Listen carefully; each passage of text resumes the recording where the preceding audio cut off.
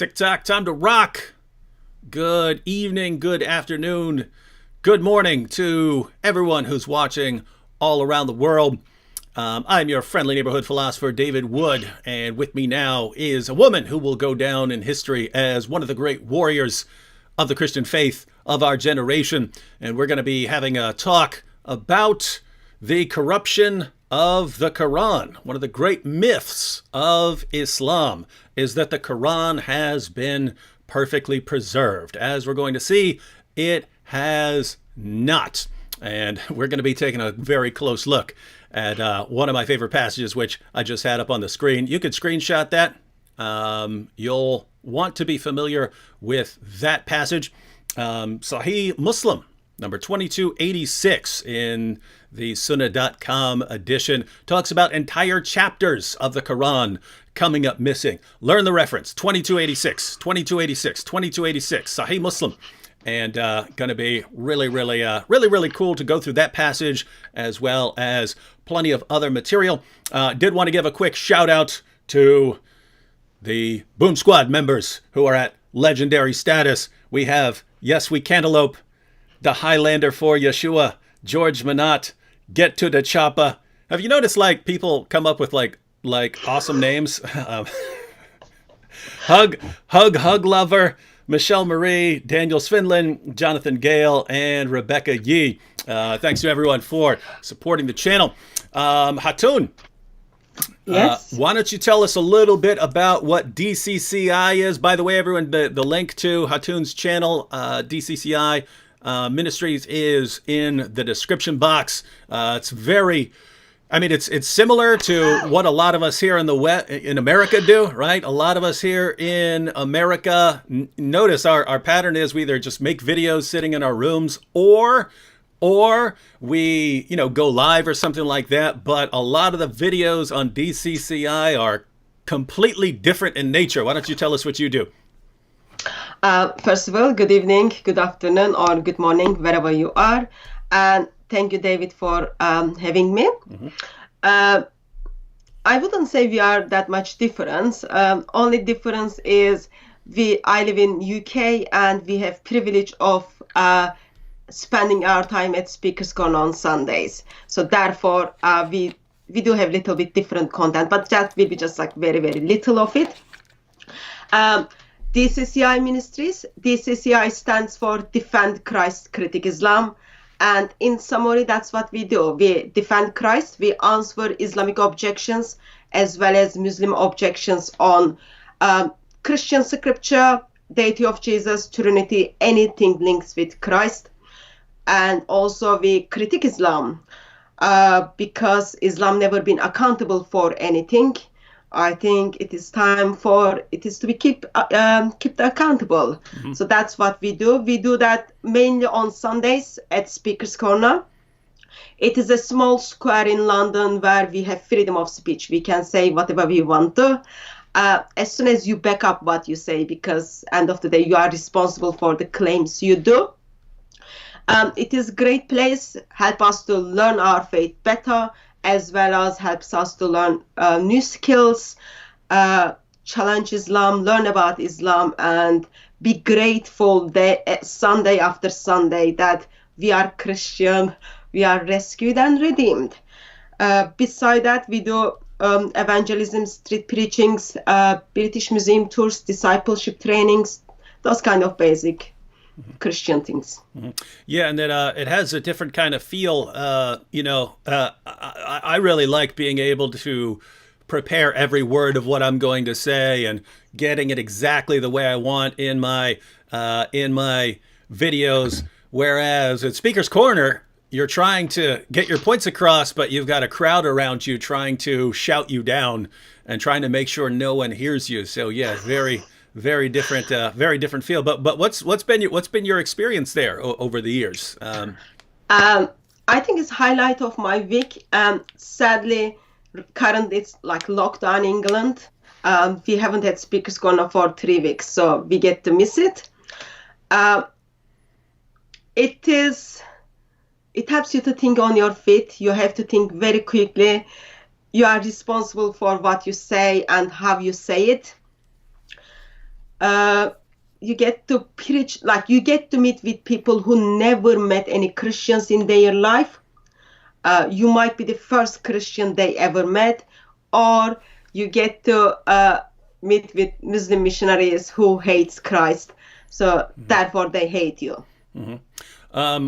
Before we continue, we've gotten a lot of comments about your mug. So Mike AD says, lol, Hatun, you can't just low key sip from that gallon mug.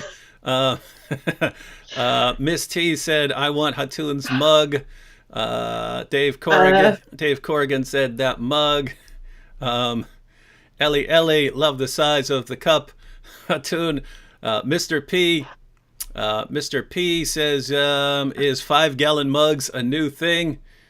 Gerard Perry, that is a great mug. Okay, I don't want anyone to think I am greedy. As a Christian, I am greedy for Lord Jesus Christ, but not for physical thing, hopefully. So I'll show you my small mug first of all. So in here, I've got this mug. I call it Sauda. Okay.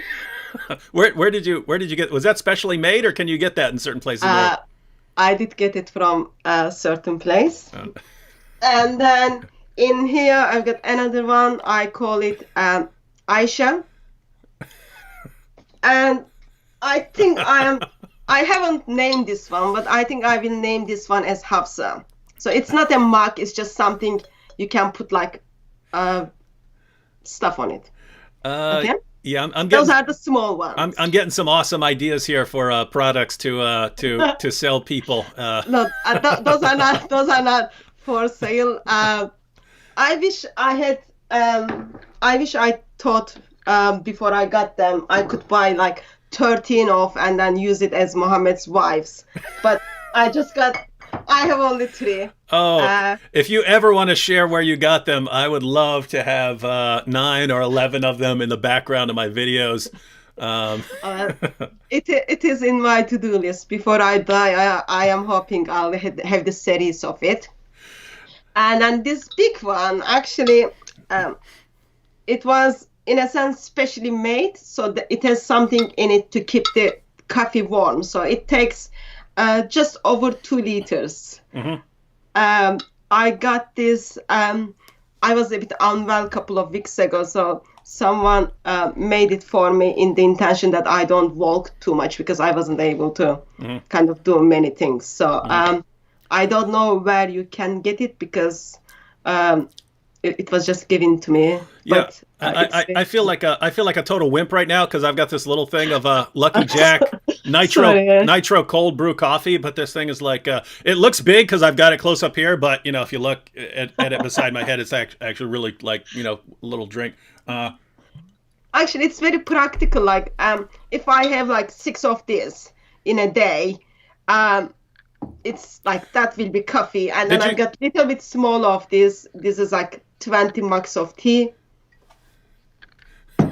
And day is over. We have Islam Critiqued. Do you know the channel Islam Critiqued? Yeah, I do know. Islam Critiqued just commented, I want a bunch of those mugs so I can beat them lightly. Well, you need to have 12 or 13 toothbrush, and that will cost you money. Yeah, only with the toothbrush to beat them lightly, Islam Critique. But he knows that. He reads the Quran, which doesn't say that at all. All right, one more question before we jump into the topic.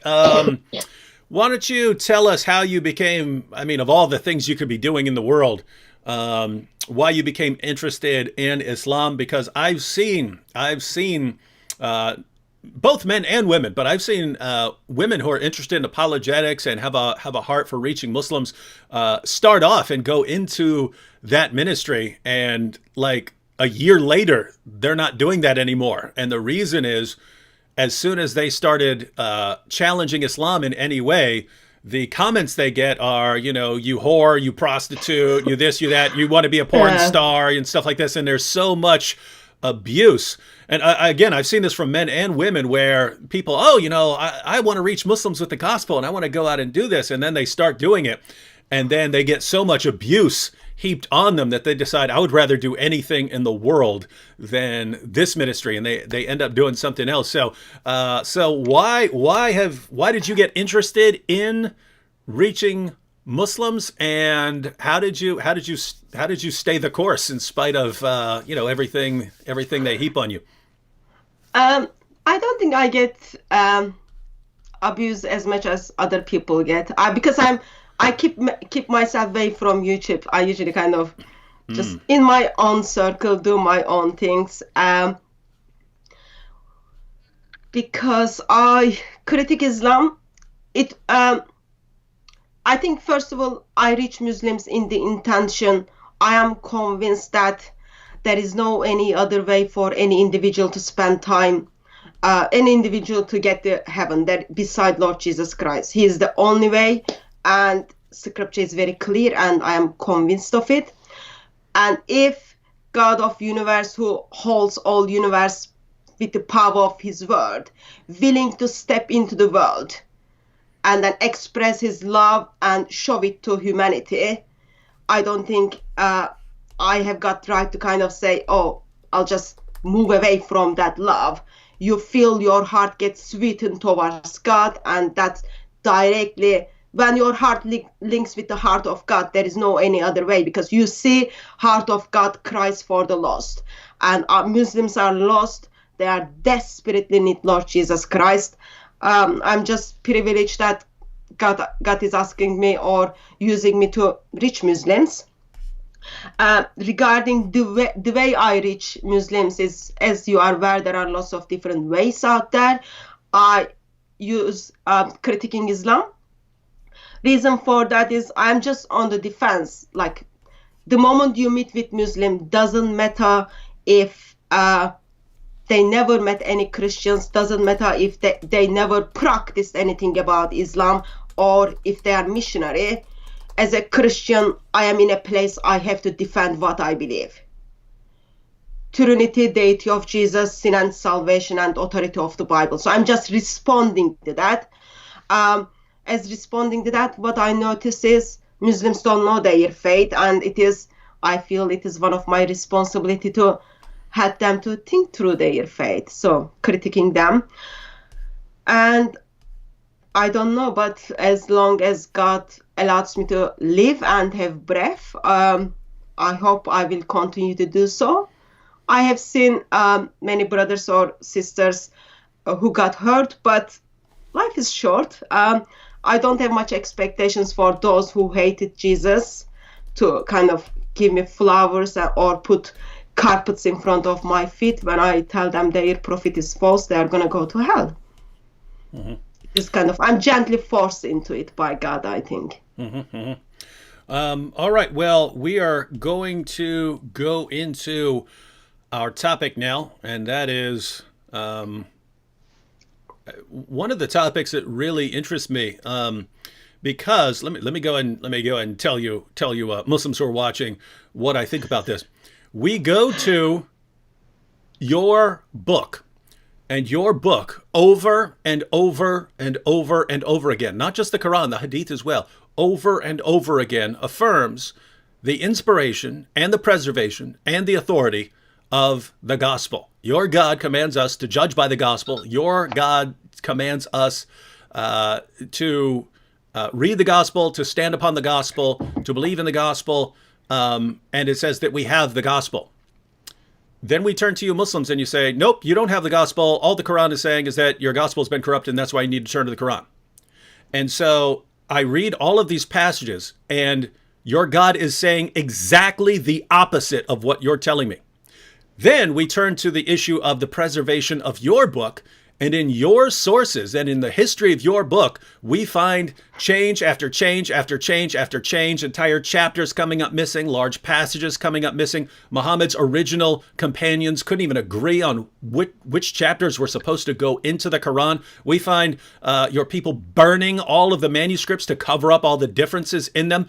It is one big disaster from beginning to end. The preservation of your book is one of the most epic catastrophes in the history of book preservation. And you look at all of that and you say, the conclusion is perfect preservation right down to the letter. So we look at the history of the Quran, which is one big, massive, giant mess. Endless sources on the corruption of your book. You look at all of that and say, perfect preservation. Then you've got your books saying that our books have been perfectly preserved, and you say, aha, your books have been corrupted. I try to figure out what this religion is, that it makes you look at the evidence and conclude the exact opposite of whatever you're seeing in front of you. Whatever I see in front of me. If I see black, I say it's white. If I see white, I say it's black. If I see up, I say it's down. If I see down, I say it's up, right? No matter what the evidence is, you just say it's the exact opposite of what it is. And somehow your religion, which you believe to be the truth, somehow the true religion makes you conclude the exact opposite of everything the evidence tells you. And all I can think is, if your religion is supposed to be the true religion, but it makes you conclude the exact opposite of whatever is the case, then your religion isn't the true religion, it's the false religion, right? Because again, we're in opposite world here with your stuff. So those are my thoughts, but we're going to actually look into this. We're going to look at some passages directly from Muslim sources and from the history of the Quran, and also the material that Hatun likes to share. But Hatun's the guest here, so Hatun, why don't you tell us why you find this? You just give us an overview of your thoughts on this issue of the preservation of the Quran. Oh, let me, before we do, just to set up the issue, let me read one passage. Let me read one passage here, and this is from Mazhar Qazi, who wrote many books on basic Islamic apologetics. But when he wants people to understand the miracle of the Quran, there's a quote. This is a Muslim scholar telling Muslims about the Quran. Check this out. Here's what he writes: Muslims and non-Muslims both agree that no change has ever occurred in the text of the Quran. The above prophecy for the eternal preservation, he's talking about Surah 15:9. The above prophecy for the eternal preservation and purity of the Quran came true not only for the text of the Quran, but also for the most minute details of its punctuation marks as well. It is a miracle of the Quran that no change has occurred in a single word, a single letter of the alphabet, a single punctuation mark, or a single diacritical mark in the text of the Quran during the last 14 centuries. So notice, he starts off by saying Muslims and non-Muslims both agree. Everyone agrees on this. Muslims, non-Muslims, they all agree. Not one single change to a word, a letter, a punctuation mark, a diacritical mark. Not one change ever to any manuscript of the Quran ever in the past 14 centuries. Two massive lies there. One, that there's been no changes, and two, that everyone agrees on this. I do not know one single person at the scholarly level who says that. Not one. Not one. But Hatun, what are your thoughts on this? I know scholars who makes a claim that yes, dot by dot, letter by letter, sound by sound, Quran is exactly the same what Muhammad received. But I would strongly agree with you. I am not aware of any scholar who kind of today tells me not even single dot changed. For example, Yusuf Ali, who is well known translating the Quran, he says not even a single letter changed in the Quran. Again, even Muslim missionaries from Speaker's Corner tells me Quran has been preserved dot by dot, letter by letter, word by word, sound by sound.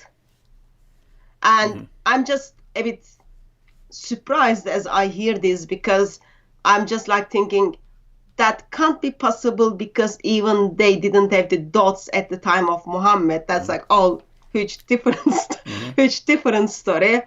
But sadly, 1.8 billion people believe that.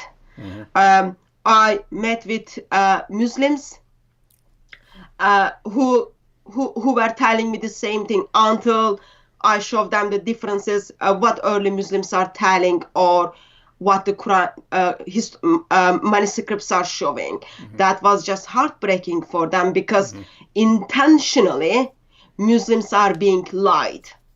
I think when people recognize that they've been lied, not only they've been lied by scholars or by their imams, but they think that as they've been lied by their family, because it starts from their family to the mosque, to the sheikh, to the scholars, goes from level to level.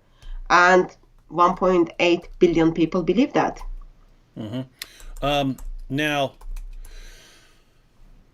this is. I just wanted to encourage the viewers as we start going through this material that if you're not sure what you want to get into, if you might be interested in responding to the core arguments of Muslim apologists and so on, you're not sure where to get started, this is a great area to go into. And the reason is almost every Muslim you'll ever see, again, we'll tell you perfect preservation right down to the letter. It's a myth.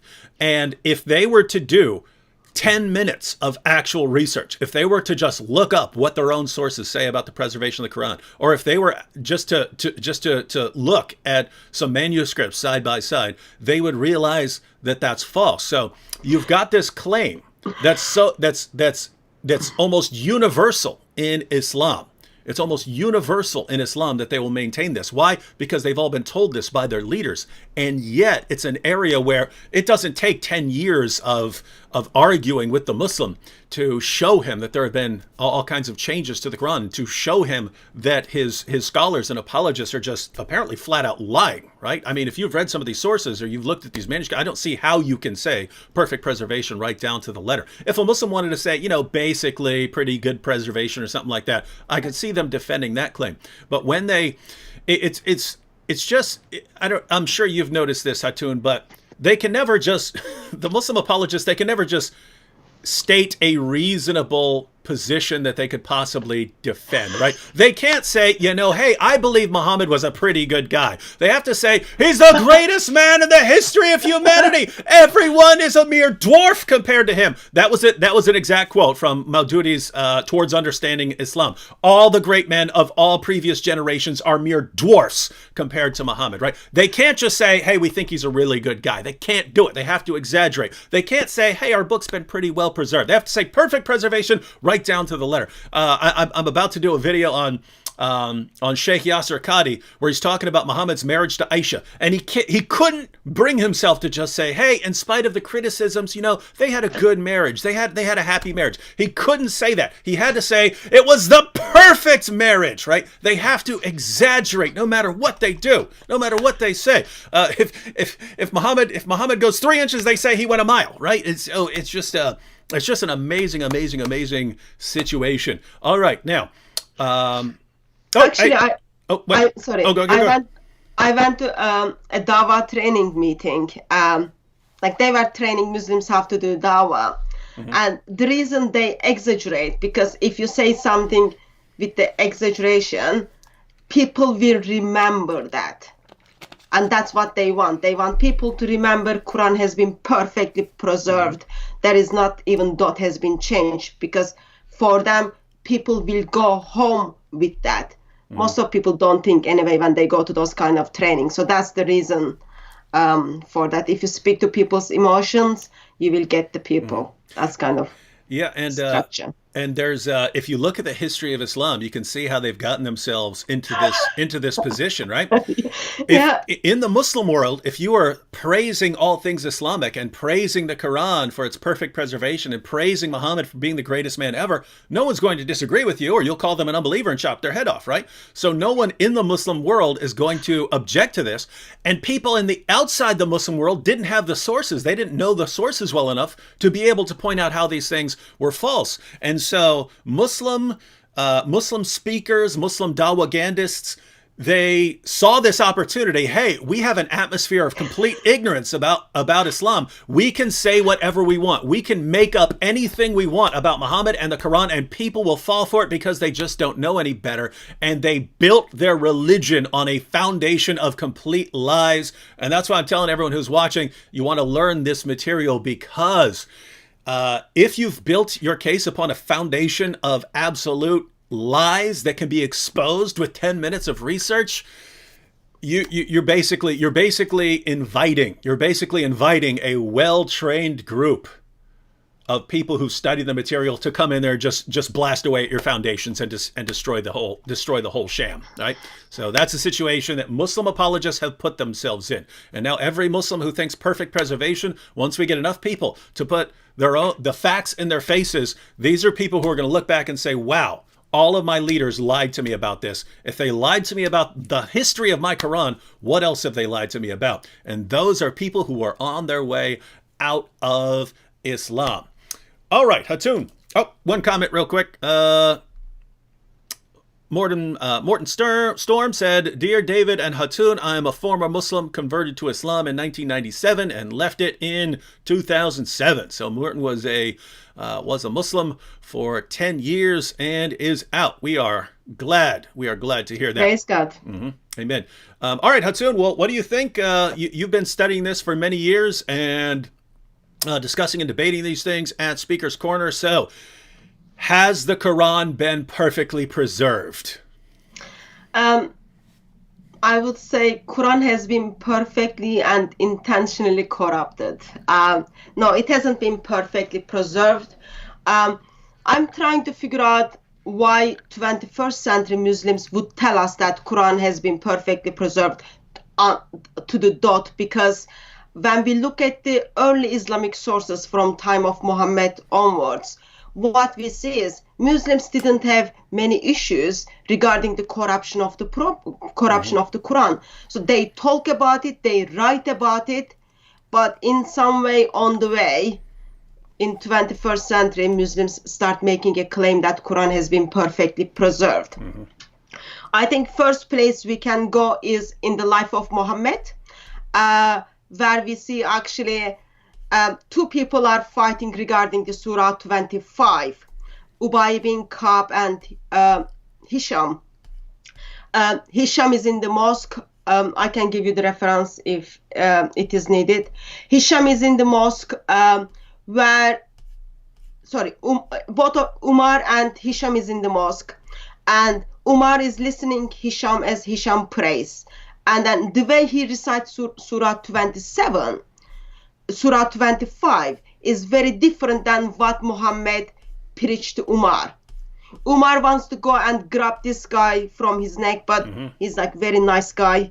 He waits until he finishes his prayer. Soon after his prayer finish, he grab him from his neck and then say, why are you reciting this surah like this? He says, this is what Muhammad taught me. He drags him to Muhammad, and Muhammad listen both of the surah. They are different from one another, and Muhammad says both of them are okay. But by that time, no one knew Allah revealed Quran in different ways, because Muhammad needs to get away from this. All he says is, oh, Quran is revealed to me in 7 different ways. Something happened these 7 different ways, even though it was causing problem between second Caliph and Hisham. Today, we have only one version of Surah 25. We don't know what happened to other 6 versions of this. So we see at the time of Muhammad, there was already problem with the way Quran was revealed. And then Muhammad dies, then he doesn't even kind of bother to tell people to put the Quran together. And then we've got Abu Bakr and story of Umar, where Umar approaches Abu Bakr and then says, okay, now people are dying in the Battle of Yamama, and 70 people died. Suddenly Muslim world freaked out, they are losing the Quran. 70 people who memorize the Quran dies, we are losing the Quran, let's put it together. First Quran comes together in the purpose of, okay, we don't want to forget the Quran, let's put it together. It is the first Buddha, and Zayd bin Thabit puts the Quran together, pass it to Abu Bakr, that part gets to Umar, and then that gets to Hafsa. I don't know if you want to add anything, then I will move to the second one. I would just like to quote a source. Okay, I can give the source. No. I got a source right here. I just want to quote Ibn Abi Dawood's Kitab al-Masahif. Oh, by the way, ladies and gentlemen, Kitab al-Masahif. That's Ibn Abi Dawud. So that's the son of the great hadith collector Abu Dawud, and he wrote Kitab al-Masahif, which is basically the history of all the changes to the Quran down to his time. And never been passages have been translated. I think the intro has been translated, but the entire book is not available. However, been talking to some people, and word on the street is if I can get the funding together, which I will, there are some people who will translate it, and then we will have it free and available to everyone to read the history of the Quran. And here's one passage from, now keep in mind, this is not Jews saying this is not Christians saying this is not atheists saying this is a Muslim source. And writing on this, which Hatun just mentioned, the Battle of, I say Yamama, that she pronounced it correctly, which is Yamama, but as soon as anyone says Battle of Yamama, people can't stop making jokes, so I deliberately mispronounce it to try and avoid that. Yeah, so basically here's the situation. You had the Muslims, and it's a common myth. Muslims will tell me, oh yeah, hundreds of Muhammad's companions had the entire Quran memorized. Absolute nonsense. That's completely false. People had different passages memorized, and Abu Bakr realized, hey, we'll just send these guys out into battle. Allah promised that he's going to preserve the Quran, so these guys will obviously be safe if I send them all into battle. They got slaughtered. They eventually won, but so many of them were slaughtered that passages of the Quran were lost forever. And for some reason, we can read this directly out of your sources, and Muslims will deny it and think that these Muslims are making this up. Why would Muslims make up things about passages of the Quran being lost? Let me go and read a passage on what Hatun just brought up. This is Ibn Abi Dawud's Kitab al-Masahif. Many of the passages of the Quran that were sent down were known by those who died on the day of Yamama, but they were not known by those who survived them, nor were they written down, nor had Abu Bakr, Umar, or Uthman by that time collected the Quran, nor were they found with even one person after them. Notice what that passage just said. Many of the passages of the Quran that were sent down, that were revealed to Muhammad by the angel Gabriel, many of the passages were known by those who died at that battle. They were known by people who were there in battle. They were known by those people, but those people died. What's the result? But they were not known by those who survived them. They were not known by the people who were left over. Nor were they written down. They hadn't been written down. Nor had Abu Bakr, Umar, or Uthman by that time collected the Quran. So the Quran wasn't collected. Nor were they found with even one person after them. Muslims, do the math for me. If no one remembered the passages, and the passages had not been written down, and he specifically says that this was many passages that people who were in the battle knew, but they died, and these passages were not written down, the Quran had not been collected, and these passages were not remembered by one single person after them, does that mean your book's been perfectly preserved? You say yes. And this is what I went back to. We can go to passage after passage after passage. Entire chapters came up missing. Large passages forgotten. And you will look at all of that and go, perfect preservation, right down to the letter. Then we can look at all the passages, which we'll be doing on Friday with Sam Shamoun. We'll look at all the passages in your book saying that the Bible's been perfectly preserved and is still authoritative for Jews and Christians. We will look at that and you'll say, yep, it's saying corrupted. I feel like I'm in opposite world whenever I'm talking about what's in your books. All right. So, yep, just wanted to read that so they know we're not making this stuff up. But go ahead, Hatun.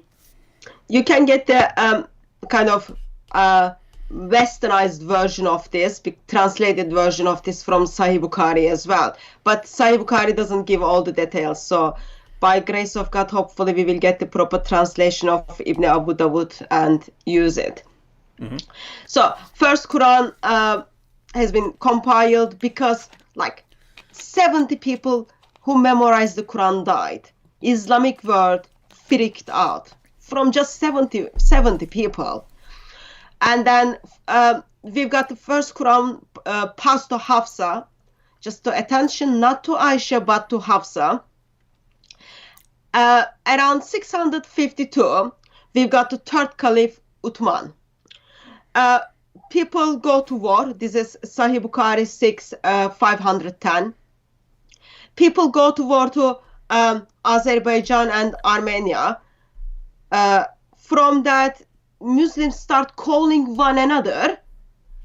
Muslims of Sham and Iraq start calling one another kafir because the way Quran is being recited.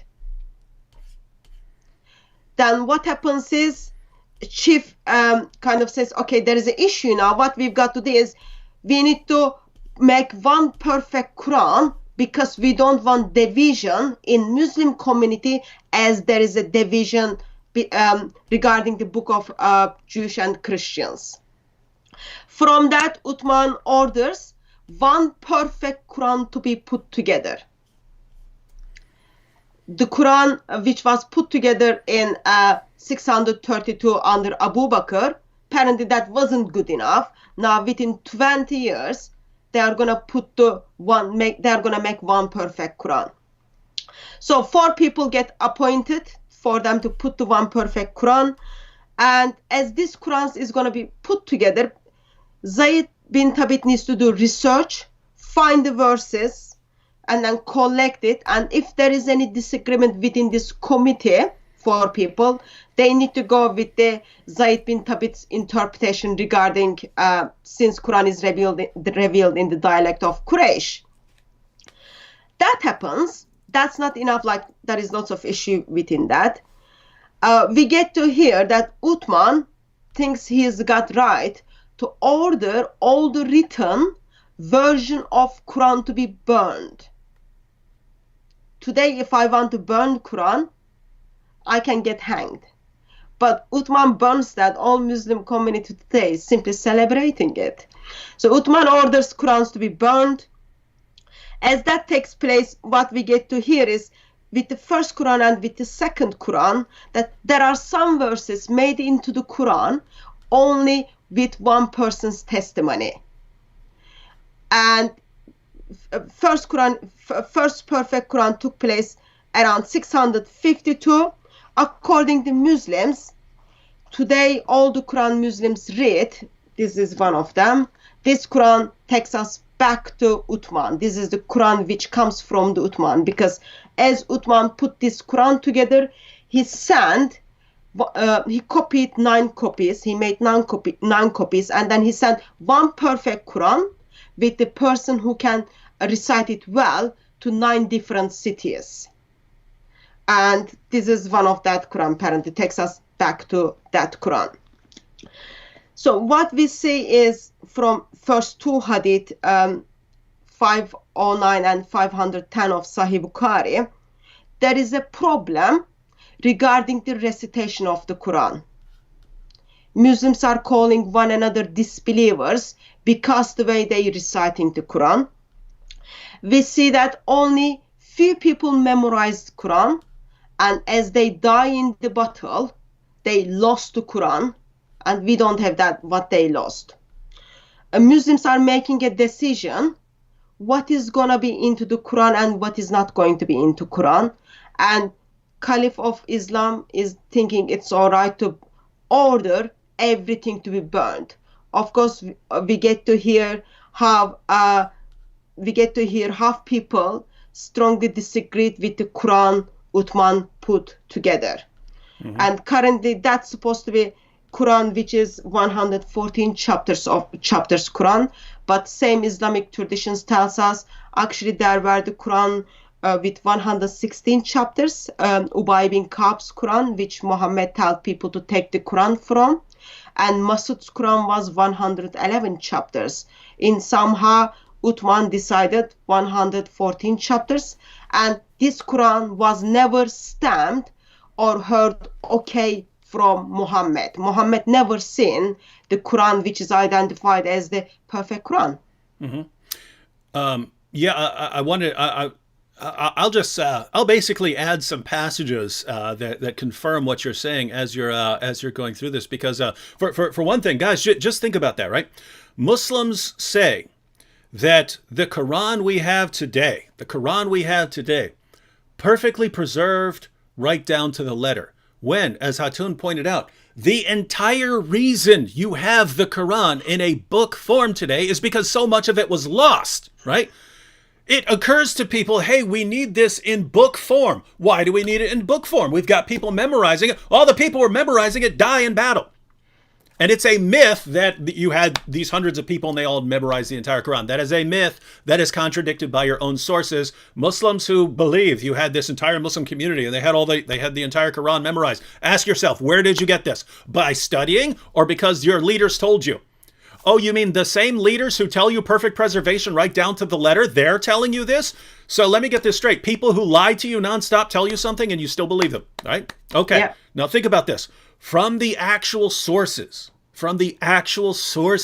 that we read, the entire reason we have the Quran in book form is because early Muslims realized, wait a minute, this memorization practice is garbage. We keep losing more and more and more of the Quran. We've lost part of what Allah has revealed to us. It's not in there anymore. No one remembers it. And then they realize, wait a minute, it's a Chinese proverb. The weakest ink will outlast the strongest memory. The weakest ink will outlast the strongest memory, right? And what they realized is, hey, if we're going to keep dying in battle, we don't want to lose more of the Quran. Let's get it in book form. That way, if a bunch of us die, then we'll still have the rest of the Quran and we won't lose more than we've already lost. The entire reason you have a Quran in book form, is because so much of it was lost already. Where in the name of common sense are you getting perfect preservation out of this? Now, Hatun also pointed out that Muhammad's top scholars of the Quran, these names, Ibn Masud, Ubay ibn Ka'b, these were on Muhammad's list of his best reciters of the Quran. And they had different beliefs about what chapters were even supposed to be in the Quran. Ibn Masud, 111 chapters. Ubay ibn Ka'b, 116 chapters. What do you have? 114 chapters. Why do you disagree? Well, we know why they disagreed. Ibn Masud said, Surah 1, Surah 113, and Surah 114 are prayers. These are us talking to Allah. This is not us. This is not Allah talking to us. These are our prayers. Why are we putting our prayers in Allah's speech to us? Allah's speech is Allah's speech to us. These are prayers. These are things we pray, and we've prayed them so long that people think they're part of the Quran. They're not part of the Quran, right? Why is this relevant? Muhammad said, if you want to learn the Quran from anyone, learn it from Ibn Masud. Ibn Masud says, you've got, ladies and gentlemen, Muslims, you've got 3 chapters in your Quran that are Muslim prayers. They're not Quran. Perfect preservation, right? Right down to the letter. Now notice, Hatun, this puts Muslims in a dilemma. Because here's the thing. If Muslims believe the Quran that they have today, and they say, this Quran is true and authentic, well, guess what? The Quran we have today is different from the Quran of Ibn Masud. So if Muslims want to believe the Quran they have today, then they have to believe that Ibn Masud was wrong, and therefore they have to believe that Muhammad was wrong, because Muhammad said, if you want to learn the Quran from anyone, learn it from Ibn Masud. So if they believe the Quran they have today, they have to not believe their prophet. They have to reject what their prophet said. Their own prophet did not know who the best reciter of the Quran was. So they can believe the Quran they have today, in which case they have to reject their prophet. Or they can believe their prophet. If they believe their prophet, then their prophet obviously knows who the best reciter of the Quran is. Their prophet pointed to Ibn Masud. Ibn Masud said, the Quran you have today is a joke. It's wrong. It's filled with stuff that's not even supposed to be in the Quran. So take your pick, Muslims. You can believe the Quran and reject Muhammad, or you can believe Muhammad and reject the Quran. You can't have both. You can't have both here. I just wanted to read one passage to confirm what I'm saying. This is from Jami at-Tirmidhi 3104. If you want this source, you guys can go to Kalam Ullah. It's spelled with a U there, not Allah. Kalamullah.com, and you can download these same sources, the same editions that I'm using right now in the PDF. This is from Jami at-Tirmidhi 3104, and it's a long passage talking about the situation with the early Qurans. Let me go ahead and read a little bit of this here. I believe I have the technology to put this on the screen. Nope, that is, how do I get this up on the screen? If it is on your screen, you can do screen share. I got it now. All right, so this is from a long hadith. Az-Zuri said, Ubaydullah bin Abdullah bin Utbah informed me that Abdullah bin Masud disliked Zayd ibn Thabit copying the Musahif. Who's Zayd ibn Thabit? He's the one who put together the Quran you have today, Muslims. He's the one who's responsible. He's the one that Uthman put in charge for compiling this Quran that you have today. Abdullah ibn Masud disliked Zayd ibn Thabit copying the Musahif, and he said, "Oh, you Muslim people, you Muslims, please listen to me here. Avoid copying the Musahif and recitation of this man." This is Ibn Masud, the guy Muhammad said, if you want to learn the Quran from anyone, learn it from that guy. And that guy, the one that Muhammad said, if you want to learn the Quran from anyone, learn it from this guy, says, guys, whatever you do not copy the Quran of Zayd ibn Thabit. Whatever you do, not his Quran, anything but his Quran. What Quran do Muslims copy? Zayd ibn Thabit. No, let's go ahead and read this. He said, "Oh, you Muslim people, avoid copying the Musaf and recitation of this man. By Allah, when I accepted Islam, he was but in the loins of a disbelieving man," meaning Zayd bin Thabit. And it was regarding this that Abdullah bin Masud said, "Oh, people of Al-Iraq, keep the Musahif that are with you." Musahif are their copies of the Quran. "O people of Al-Iraq, keep the Musahif that are with you and conceal them. For indeed Allah has said, and whoever conceals something, he shall come with what he concealed on the day of judgment." So meet Allah with the Musahif. What's going on here? What's going on here? Uthman is ordering everyone to burn all the Qurans. Abdullah ibn Masud, the guy that Muhammad said, if you want to learn the Quran from anyone, learn it from that guy. He's saying, don't burn them. The Qurans that they're trying to force on us are wrong. They're defective.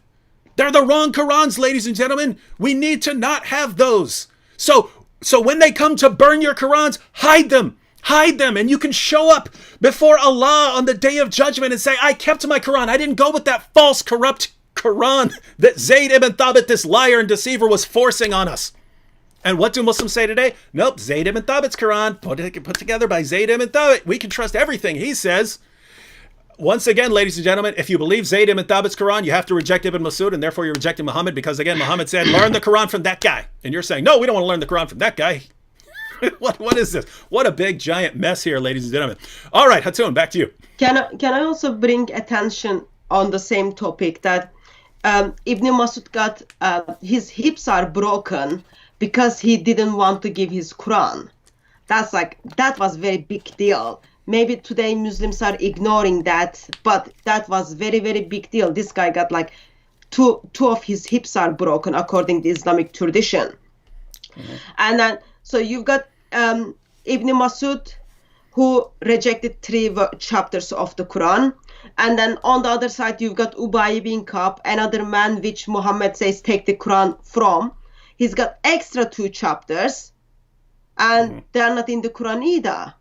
Mm-hmm. So you just went with the guy who other 2 people say, yeah, he was young, we knew much better, and Muhammad says take the Quran from. I think that's just like disgrace to Muhammad. But if Muslim wants to bring Muhammad down, that's absolutely fine. Mm-hmm.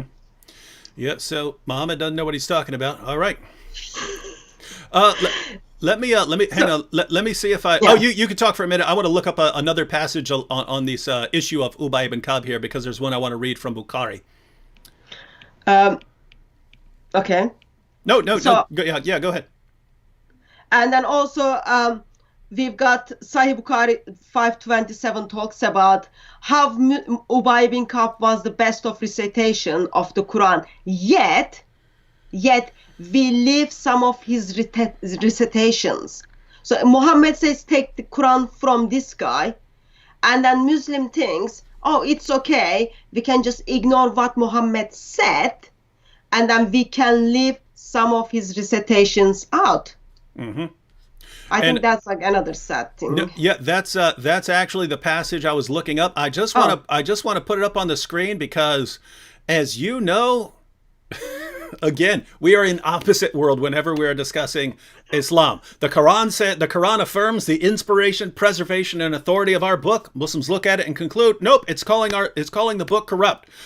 We look at the entire history of the Quran. It says that the book was changed over and over and over and over again. Muslims look at it and say, nope, perfect preservation right down to the letter. Then their leaders, their apologists constantly lie to them, and the Muslim response is, we'll believe whatever they say. We constantly tell them the truth, and they say, nope, everything they say is a lie. So since we're in opposite world, they're not going to trust what we're saying. So I just want to put that passage that you just mentioned up on the screen here. Again, I am not phenomenal with the technology here. Let me try this one more time. And oh yes, I'm good. I'm good, ladies and gentlemen. I'm getting better at this. So notice this is Sahih al-Bukhari.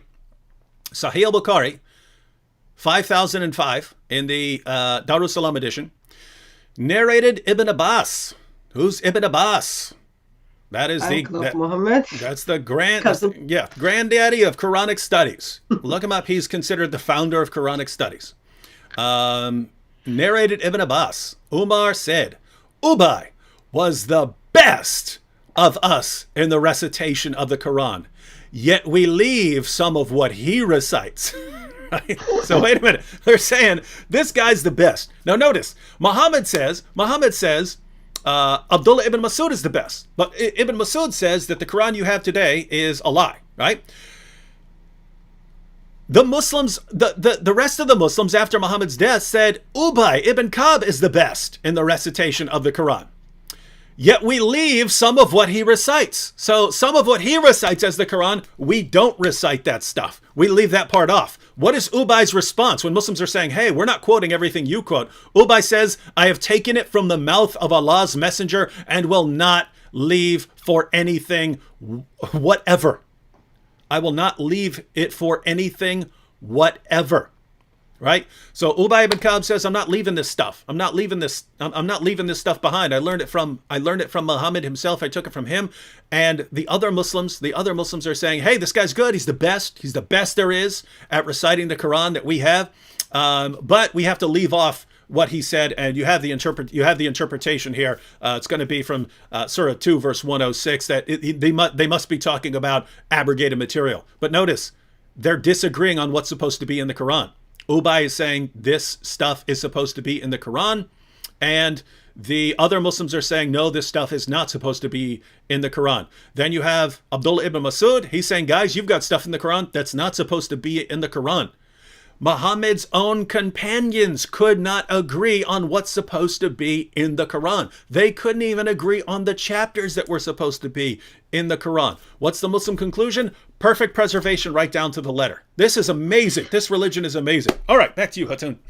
So if Quran is not perfectly preserved, then Allah is a liar and Islam is false religion. So therefore, because Quran says Allah is going to preserve the Quran, but also Quran says Allah is going to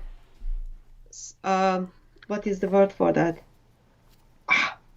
Surah 15, verse 90 to 91. He says he's going to protect the reminder. He's going to shred the Quran. 1591. Yeah, and it's funny because that's in the same chapter as Surah 15:9, which they use to say that Allah is going to preserve the Quran. Yeah, and then they say it's been shredded. So, there are two, I think there are two prophecies in the Quran which has been fulfilled. One of them is, if Muhammad is a false prophet, Allah is going to cut his aorta, which Allah does. Other one is Allah is going to shred the Quran, which it has been done. So, so we've got Ibn Masud's Quran, Ubay bin Ka'b's Quran, and Zayd bin Thabit's Quran, and they all disagree with one another. Mm-hmm. But Uthman decides, who never met with Allah, who didn't get the permission or authority from Muhammad regarding what he produced, because Muhammad was like long dead, says, no, we are going to use Zayd bin Thabit's Quran. And as we look at the Islamic tradition, we get to read, actually there were the surahs in the Quran, which was as long as Surah 9, but people cannot remember. That's Sahih Muslim 2286. Like that altogether makes up 128 verses is missing in one part, plus 220 in another case. Like approximately 300 verses are missing because people can't remember. Now, That is perfect preservation. I definitely want to. I started that off at the beginning because the way these live streams go, sometimes, we plan to do stuff and then never actually get it up. I wanted that to be on there so that people could take a screenshot of the passage and at least have the reference. But you brought it up. Sahih Muslim 2286. We want to look at this, and you Muslims, go ahead and read it. We're going to read this passage together, Muslims. We're going to read this passage, and then you're going to tell us perfect preservation right down to the letter, and that this is a miracle of Islam. All right? So we're going to go ahead and we'll go ahead and read it. So again, this is you see it down here right above our heads there. That is Sahih Muslim 2286. All right. So you have the little intro there. This just says that this comes from Abu Musa al-Ashari, sent for the reciters of Basra. They came to him, and they were 300 in number. So by this time, so this is long after the death of Muhammad. Now you have 300 reciters. So this is years later. They came to him, and they were 300 in number. They recited the Quran, and he said, "You are the best among the inhabitants of Basra, for you are the reciters among them. So continue to recite it. But bear in mind that your reciting for a long time may not harden your hearts, as were hardened the hearts of those before you." Who were the people before these reciters? The original generation of reciters. So this is Abu Musa saying, guys, don't let your hearts be hardened and you get sick of reciting the Quran all day. But why would they get sick of reciting the Quran all day? It's the most wonderful thing ever. That's not according to Abu Musa. He's saying, yeah, I understand. It's easy to get really, real sick of sitting around reciting this book all day in order to memorize it. But don't do it, because that's what we did. Now watch what happens. But bear in mind that your reciting for a long time may not harden your hearts, as were hardened the hearts of those before you. We used to recite a surah. So this is a surah. This is a chapter of the Quran, which resembled in length and severity to Surah Barat. That's chapter 9 of the Quran.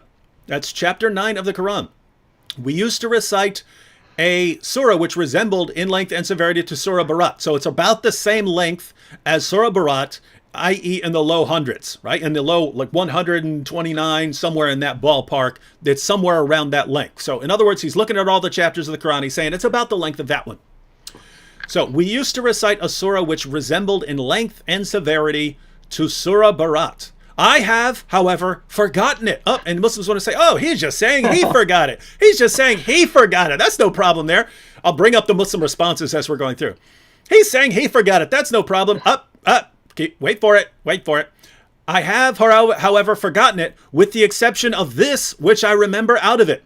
If there were 2 valleys full of riches for the son of Adam, he would long for a 3rd valley, and nothing would fill the stomach of the son of Adam but dust. So he says in this chapter, which I have forgotten, is this verse. Hatun, do you remember this verse in the Quran anywhere? Well, there are 6,236 of them, but this verse is not there. So this Quran verse, which Abu Musa, Muhammad's companion, says is in the chapter that he forgot, and notice he's saying he forgot it, but he's telling these people, don't let your hearts be hardened, as were the hearts of those before you. Right? And he says, I forgot this chapter, and he gives a verse out of it. That verse is not in the Quran, so this chapter is not in the Quran. Let's keep going.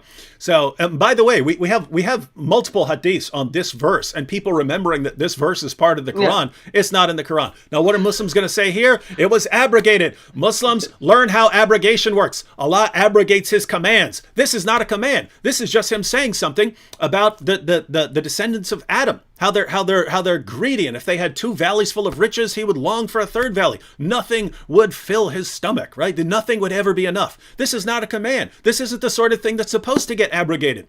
And yet, Abu Musa in Sahih Muslim, in a Sahih narration, is saying 2 entire chapters, I'm giving you a verse from it. Is that verse in the Quran? No. Is that chapter in the Quran? No. Is this the sort of thing that would be abrogated? No. What is he saying here? He's saying our hearts were hardened. We got lazy. We got sick of reciting this completely ridiculous book that we couldn't stand reciting all day, so we didn't do it, and now we forgot entire chapters of the Quran. Guys, I need you to just be men, Be firm. Keep reciting it. Even if it becomes the most boring and redundant and repulsive thing in the world, you have to keep reading it no matter what. Do it. Otherwise, you'll forget more chapters of the Quran. This is probably one of the additional reasons why the Quran had to be put in book form. They keep losing it, not just because they're dying in battle, because they can't stand reciting this horrible, horrible book. Let's go ahead and keep reading.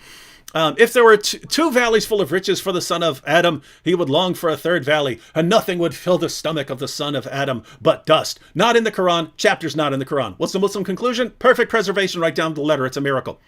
And we used to recite a surah which resembled one of the surahs of Musabihat, and I have forgotten it, but remember this much out of it, O people who believe, why do you say that which you do not practice? And that is recorded in your necks as a witness against you, and you would be asked about it on the day of resurrection. So these verses actually appear in other places in the Quran, but not as part of the of one of the chapters of Musabihat. The Musabihat chapters are the small ones that are the small ones at the end.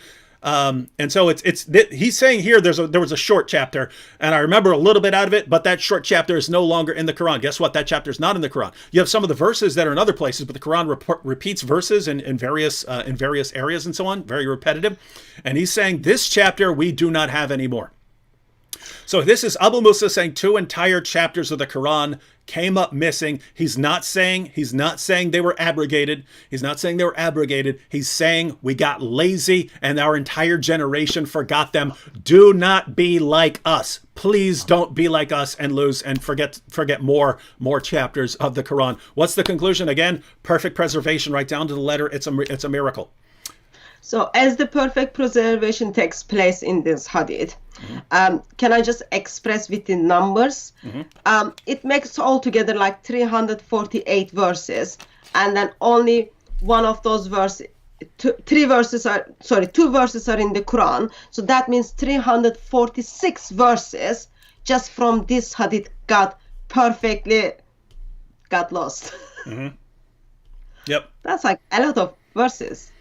And let me give one quotation here from Ibn Umar. So this is a companion of Muhammad. He's the son of the rightly guided Caliph Umar. This is from Abu Ubaid's Kitab Fada'il al-Quran. He says, "Let none of you say, I have learned the whole of the Quran. For how does he know what the whole of it is when much of it has disappeared? Let him rather say, I have learned what remains thereof." Right? So this is a Muslim source. This is a companion of Muhammad. And he says, hey, you young Muslim reciters who think you've memorized the entire Quran and you're running around saying how you've memorized the entire Quran, how would you even know what the entire Quran is when we've lost so much of it? When we've lost entire chapters, when we've lost large passages, when we have passages that were lost in battle, when we have passages that were entire chapters that were lost because people were just too lazy. Why are you saying you know the whole of the Quran? You don't know the whole of the Quran. Let me read that one more time. This is Ibn Umar. Let none of you say, I have learned the whole of the Quran. What do all Muslims today? Oh, there are millions of people who've learned the whole of the Quran. What do Muhammad's companions say? Stop lying. Stop deceiving yourself. You don't know what it is. You don't even have it to memorize. Let none of you say, I have learned the whole of the Quran. For how does he know what the whole of it is when much of it has disappeared? Let him rather say, I have learned what remains thereof. What do Muslims say? Perfect preservation right down to the letter. What do Muhammad's companions say? We've lost a bunch of it. So it's not only they lost like whole 2 chapters, which is like 346 verses. Not only Umar's son confirms that actually we've got only leftover. We read again, talks about Surah 33. Actually supposed to be as long as Surah 9, I think. No, Surah 2. It's supposed to be as long as Surah 2. Yet Surah 33 is... I actually forget. Let me check real quick. I've got the quotation here somewhere. Let me see. Yeah. She said a couple. Aisha has said a couple of different things, but yeah, Abu Ubaid's Kitab Fada'il al-Quran. Aisha said Surah 33 used to be recited in the time of the Prophet with 200 verses. So yeah, that would be in the long region, 200 verses. But when Uthman wrote out the codices, he was unable to procure more of it than there is in it today.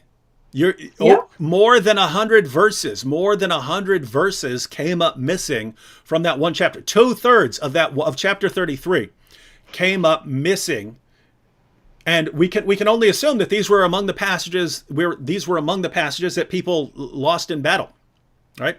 And by the way, it's Yeah. good because Surah 33 is probably the grossest chapter in the Quran. That's where you have Muhammad and Zainab. That's where you have Allah saying, "Oh, Muhammad, you want more than 4 wives? No problem." That's where you have Muhammad, Allah abolishing adoption to allow Muhammad to have the wife of his own adopted son. That's where you have a lot of 6 stuff. And so we can only imagine the more than 100 if they kept the stuff that was least disgusting to them. My goodness, what else was written in that? And by the way, I'm not sure what you think, Hatun. I think the missing verses of breastfeeding were probably in that chapter, and those were part of the reason some of those came up missing. Yeah, my reference kind of says Surah used to be actually as long as Surah 2, which is 286 verses. Yep. That means 230 verses of the Surah 13 is missing. And in this missing one, we're also missing the stoning of adultery verses as well. And good thing it is missing. Otherwise, you wouldn't want to imagine what humanity would look like. Yep, it'd be pretty gross. So we can all appreciate Muhammad's wives for some of the destructive work they did in tearing apart that Quran and making sure that the sheep ate their verses. Yeah, we didn't like those verses, but oopsie, we had the only copy and our sheep ate them. So yeah, we want to. Gosh, unfortunately, they couldn't let that sheep keep chowing down. So the stuff that they left, my goodness, how horrifying. All right, go ahead. Actually, I had a live stream just before you. We were talking about what happened to that sheep. That sheep is the greatest sheep of all time. That sheep is going down in history. I believe I will see that sheep in heaven. I think like Allah would, if I was Allah, I would share my throne with the sheep. But anyway, so this verses got lost, and yeah. Also, just while we are talking about these missing verses, good time to bring up the adult breastfeeding and Omar's concern that actually stoning of adulteries and adult breastfeeding, as it was practiced, and stoning of adulteries are still practiced today. When people don't find those verses in the Quran, they are going to go astray. So he's expressing how much he's concerned that those verses are supposed to be in the Quran, but no one cared about it. So they're not in the Quran, which is a good thing, but still like kind of goes against the perfect preservation. Yeah, it certainly does. But once again, we know that no matter how clear we are in showing Muslims what's in their sources, they think we're making it up because their leaders have trained them that no matter how, their leaders have basically trained them, no matter how many times we lie to you and you catch us lying, believe us anyway, mindlessly. And the response is, okay, we'll believe anything you say. And so no matter what we say, they're not going to believe us, but we will show them over and over and over again from their own sources. But let's go ahead and check out this verse. This hadith. This is Sunan Ibn Majah, number 1944. Let me see if I have the technology again here. And check it out here. Sunan Ibn Majah, 1944. It was narrated that Aisha said, the verse of stoning and of breastfeeding an adult 10 times was revealed. And by the way, there you had another Quran verse along the same lines. It was breastfeeding an adult 5 times. But it was 10 times. Allah showed mercy and then brought down to 5 times. Yeah. Because he's very good guy. Yeah.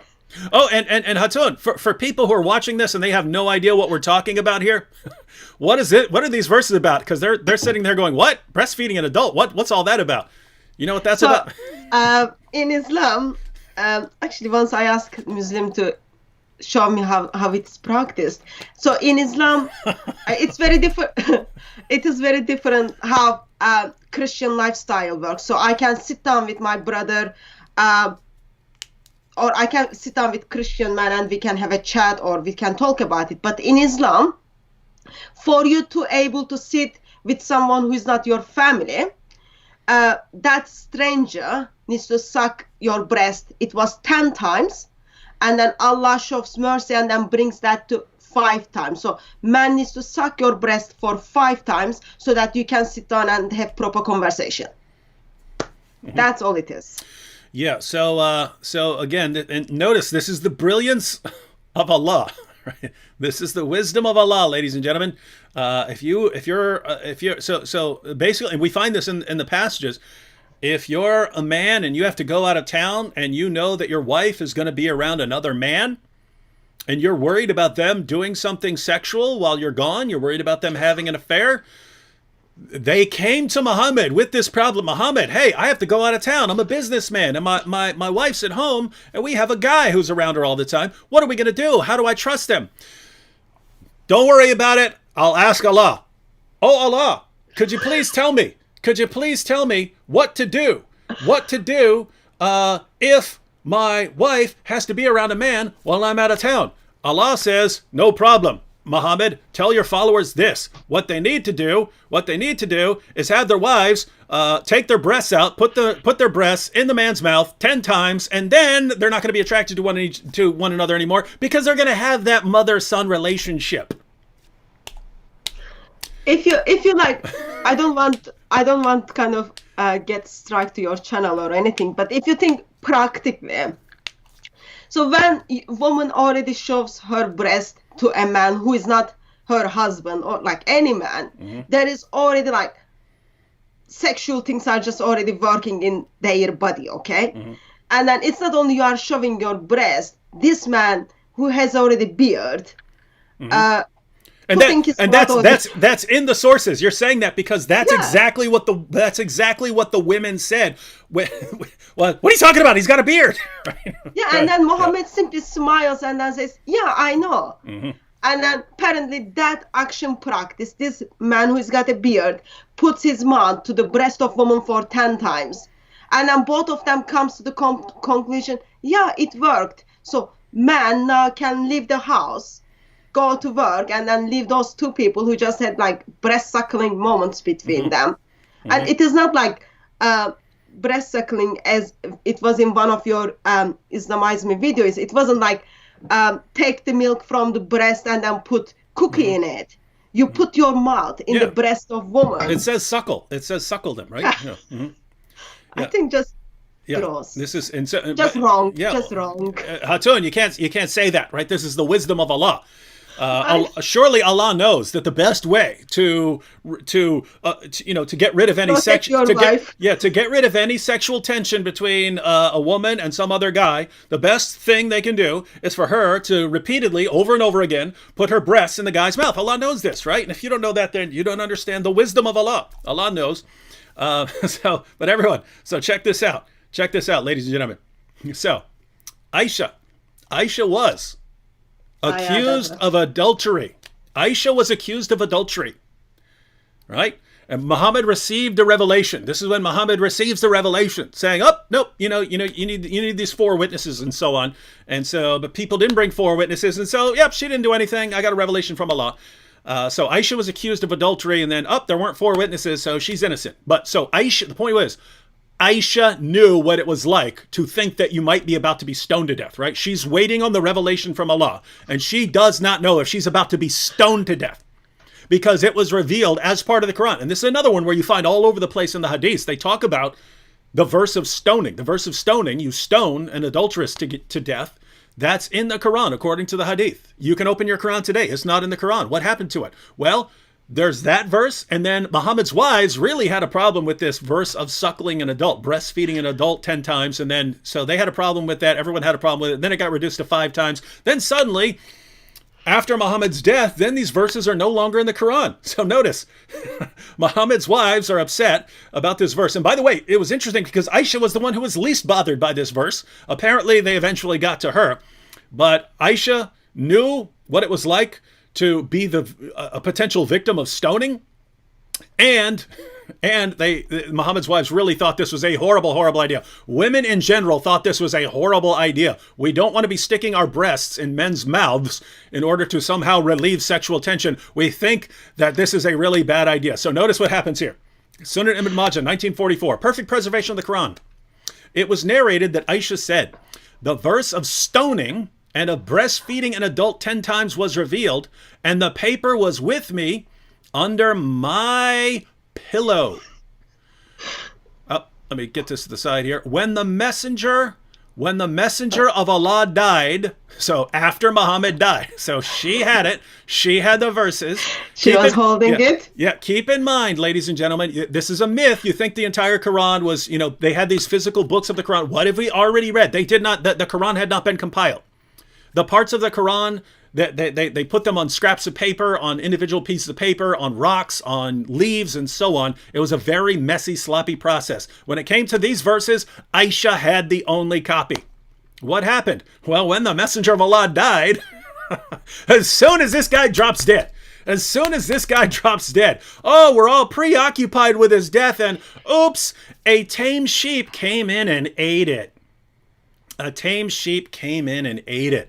So this is, everyone points this out. This is the original version of the dog ate my homework, right? What happened to your homework? Oh, see, the dog ate. I was going to say that. Yeah. Like you say, dog is my best friend. Mm-hmm.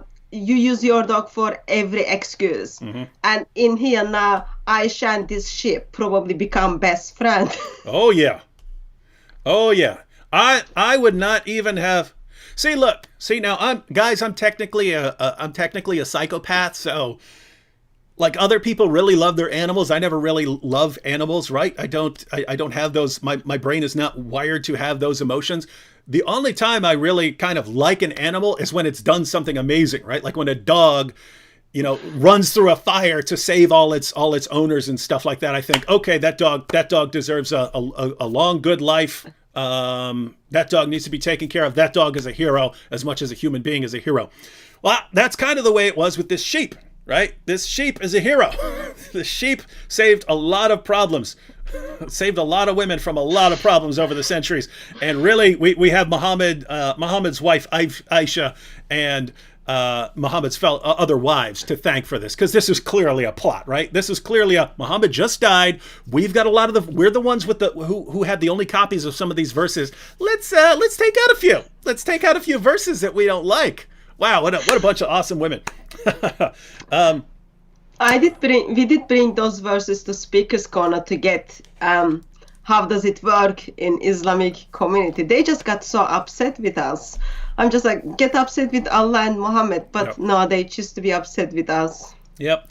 And notice, it's the same thing right here. What have we been doing this entire live stream? We're quoting passages that the Muslims here have never seen before because their leaders keep these passages from them.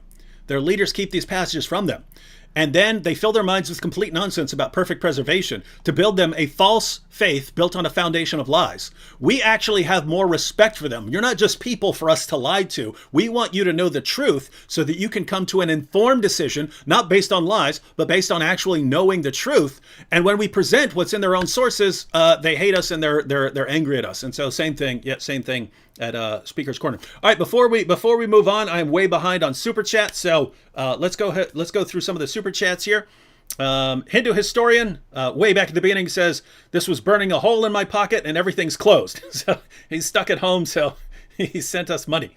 Carl Moore said super sticker with a fox. People love those foxes, and I see koalas above this. Magdalene G said DCCI Ministries, bold, brave, courageous sister. God bless you, Hatun. London thanks you. Thank you. She said London thanks you. Greg C. in the super chat. Rebel Mark says God bless you and yours, David, and God bless you, Hatun. And he's got a rose there for you. Lisa Look with the super sticker that looks like a koala bear. I only see miniature versions here on the summary, but it's got I think it's a koala bear saying victory. Rore Husky 1988 says, David and Hatun, what would you think of an RE teacher that said in front of the classrooms that Muhammad plagiarized from the Bible? So what would we think of an RE teacher? What's an RE teacher? Is that some... That's religion education. Oh, okay. So what would we think of an RE, a religious education teacher that said in front of the classrooms that Muhammad plagiarized from the Bible? So is that an actual event, or is he just hypothetical? I don't think that will happen in England because we've got like so political correctness. But I don't know if it happened. I'm not aware of it. It happened. In RE teachers in England usually kind of show, oh, all the religions are all the same. There is not focus on the truths. Like you will go to the class, you will hear, yeah, according to Islam, Jesus didn't die. Yet they prepare to celebrate Easter. Yeah, Rory. Yeah, I would be careful, but I think you could say a lot of things and get a lot of information across if you're a religious education teacher. I think you could get a lot of information across such that if people complained, you could defend yourself, right? So for instance, if you showed passages from the Quran and you showed parallel stories in earlier sources where it was clearly plagiarized from these sources, you could just do that without saying plagiarism. So you say, hey, kids in the class, look, here's something that's said in the Quran, and we do see something, in this 3rd century source, or this 4th century source, or this 5th century source. What do you guys think? And you could leave it to them. And they say plagiarism. What did you do? You presented, you put sources in front of their faces. If someone's going to call you out for that, I don't see why anyone could accuse you of anything if you let them draw their own conclusions. And so yeah, I would if you were in that position, I would present sources to people and let them come to their own conclusions. Lots of kids are smarter than Muhammad. Yeah, they're smarter than Muhammad, so they're gonna see it really quickly. Juju B with a giant cup of coffee. There's a super sticker with a little character and then a giant cup of coffee as big as the character. So that one's actually perfect for you, Hatun. Adisho said, hello all, David. I love your channel. It's very informative. Thank you. We have Tatiana J, Andy Shattuck in the super chat. Bob Tom says, I want that coffee mug. Says he wants the coffee jug, mug. Rory said, I made a video on Muhammad and his child bride. I gave the link to your video. Check it out sometime. I will do that. Animal says, go to DCCI Ministries, Islam Critiqued, Bob the Biller, Soko Films, and the Arabian Prophet channels to learn more on these important issues. Yes, and if the mods want to add links to those channels, any of those channels, please do that. And again, the link to DCCI is in the description box. Arch Imagara Sancti says, God bless you. Rory Husky again, Frank Dunford, super sticker, Nicole with the super sticker. Siri Svenberg says, hi from Norway. Hi, Siri. Luke Low-Key Zethril says, why would God choose an illiterate prophet to give the world his law? To be fair, I think God can do that. It's more along the lines of why that particular illiterate prophet. In other words, if the only problem we had with Muhammad was his illiteracy, I wouldn't consider that a problem. As long as he was, if he's really a good guy and he had reliable people to record his message, I wouldn't have a problem with it. But it's like the worst guy I can imagine. And on top of that, he's illiterate. Basic said, the goat ate it. Yeah, we know that. Apparently, Muslims do get offended. Actually, it's a sheep. Mm-hmm. Yeah. Rory again says, David Wood and Hatun, what do you think of someone who left Islam because of Muhammad and Aisha? So what would you think of someone leaving Islam over that issue? Well done. Finally, you did it. I think when it comes to Islam, people are leaving Islam because of the Quran and because of Muhammad. Most of things what I say. When it comes to Muhammad, even imams don't know Muhammad, thought it was all right to not only marry with a child, have a sex with a child without her permission. Yep. Like imams in UK do not know. Most of imams do not know. Even missionary world like denying it. So if you kind of think, yeah, that's the issue, and you left Islam, I think congratulations, your moral standards are much better than Allah and Muhammad. So well done. And make sure you rescue others as well. Basic in the super chat say, oh yeah, and my view on that, Rory, as far as leaving Islam because of Muhammad and Aisha, yeah, it's, I mean, as someone who believes in the Bible, we look at people like King David, who did horrible things at certain points. He did great things at certain points and did horrible things at certain points. But the point is, in the Bible, it's wrong. It was wrong for him to do. Yep.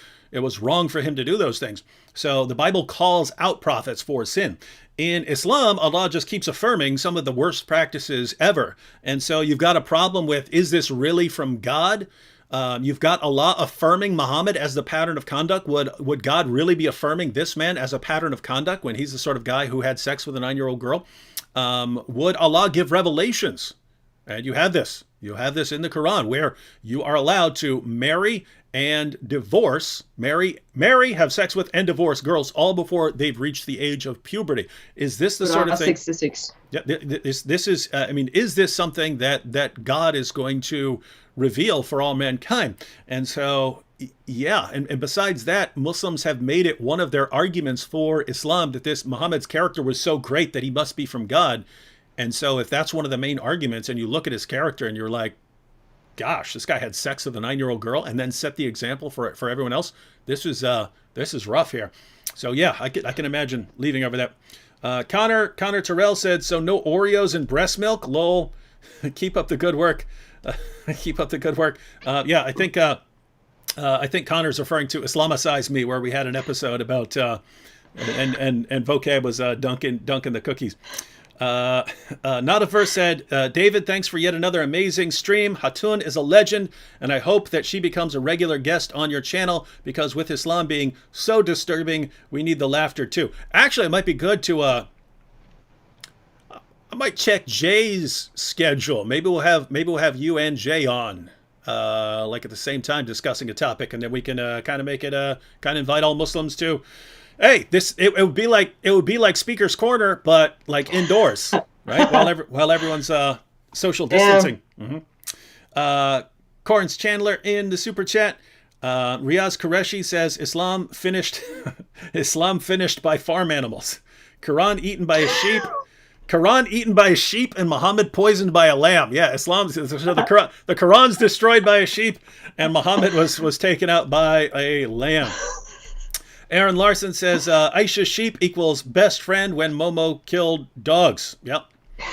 Karis said, Hatun, I'm not sure what Karis means by that. Karis says, Hatun, what is your background? Love the mug. I don't know if she means what's that in the background behind you, or if she means like, what's your background. You already shared a little bit of your background, but go ahead and answer both. My background, I do have some books. On the top shelf, I don't see YouTube, so I don't know if you are able to see it, but you can see 37 different Arabic Qurans. Mm-hmm. Remember, it is one perfect Quran, so you've got 37 of them over there, and then I've got Aisha, Sauda, and Hafsa as a mug also on the side, and this mug is just a kind of gift. Mm-hmm. And a couple more. Andy says, God bless you guys, and thanks from Brooklyn. Tatiana J says, Hatun, you're beautiful inside and out. Marilyn Murphy and Apple Goo, both in the super chat. All right, I think I got through most of them. I might have missed a few. We'll do this. Jump back into it in a few. All right, Hatun. What else? So what we've done so far is we looked at the first compiled Quran, and then we little bit talk about the second Quran, and we talked about approximately 500 verses, which somehow out of miracle got lost. Mm. And of course we expressed how grateful we are that especially this adult breast suckling verse got eaten by sheep. And I think from now we can I don't know what you think, but we can move to the. So with this, all these things happens. Uthman steps in and then he produces kind of so-called this Quran. That's 114 chapters, 6,236 verses of the Quran.